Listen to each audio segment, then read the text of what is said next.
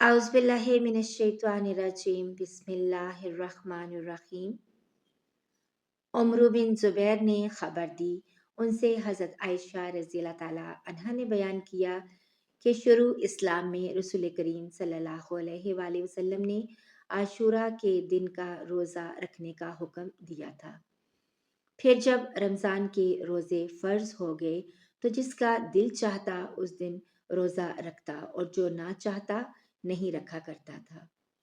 صحیح بخاری حدیث نمبر 2001۔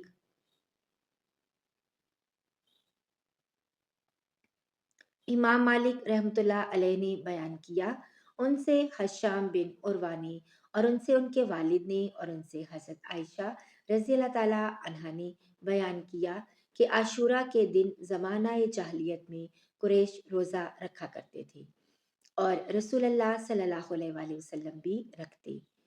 پھر جب آپ صلی اللہ علیہ وآلہ وسلم مدینہ تشریف لائے تو آپ صلی اللہ علیہ وآلہ وسلم نے یہاں بھی عاشورہ کے دن روزہ رکھا اور اس کا لوگوں کو بھی حکم دیا، لیکن رمضان کی فرضیت کے بعد آپ صلی اللہ علیہ وآلہ وسلم نے اس کو چھوڑ دیا اور فرمایا کہ اب جس کا جی چاہے اس دن روزہ رکھے اور جس کا جی چاہے نہ رکھے۔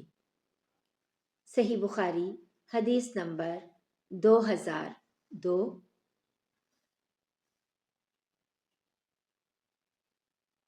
حمید بن عبد الرحمن نے بیان کیا کہ انہوں نے معاویہ بن ابی سفیان رضی اللہ تعالیٰ عنہما سے عاشورہ کے دن منبر پر سنا۔ انہوں نے کہا، اے اہل مدینہ، تمہارے علماء کدھر گئے؟ میں نے رسول اللہ صلی اللہ علیہ وآلہ وسلم کو یہ فرماتے سنا کہ یہ عاشورہ کا دن ہے، اس کا روزہ تم پر فرض نہیں ہے، لیکن میں روزے سے ہوں، اور اب جس کا جی چاہے روزے سے رہے اور میری سنت پر عمل کرے اور جس کا جی چاہے نہ رہے۔ صحیح بخاری حدیث نمبر 2003۔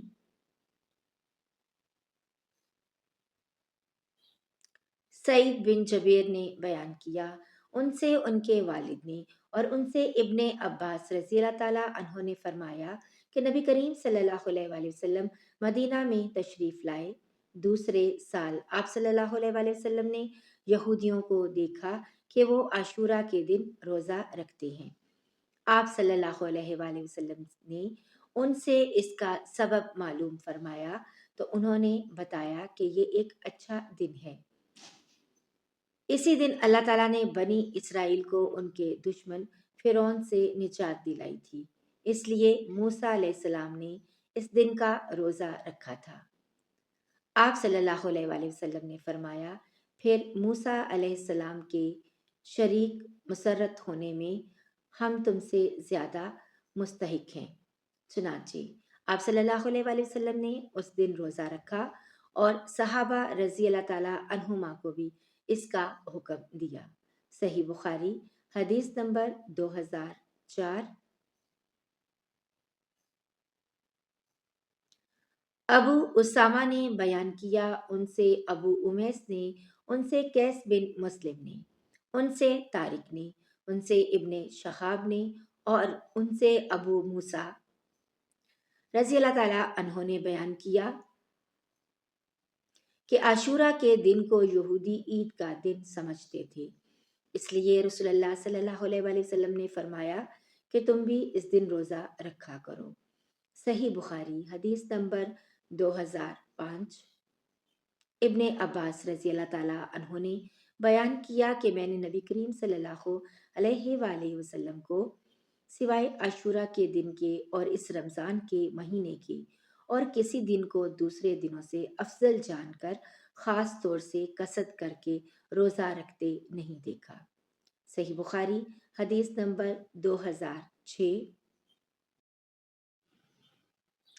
یزید بن ابی عبید نے بیان کیا، ان سے سلمہ بن الاکوع رضی اللہ تعالیٰ عنہ نے کہ نبی کریم صلی اللہ علیہ وآلہ وسلم نے بنو اسلم کے ایک شخص کو لوگوں میں اس بات کا اعلان کا حکم دیا تھا کہ جو کھا چکا ہو وہ دن کے باقی حصے میں بھی کھانے پینے سے رکا رہے، اور جس نے نہ کھایا ہو اسے روزہ رکھ لینا چاہیے۔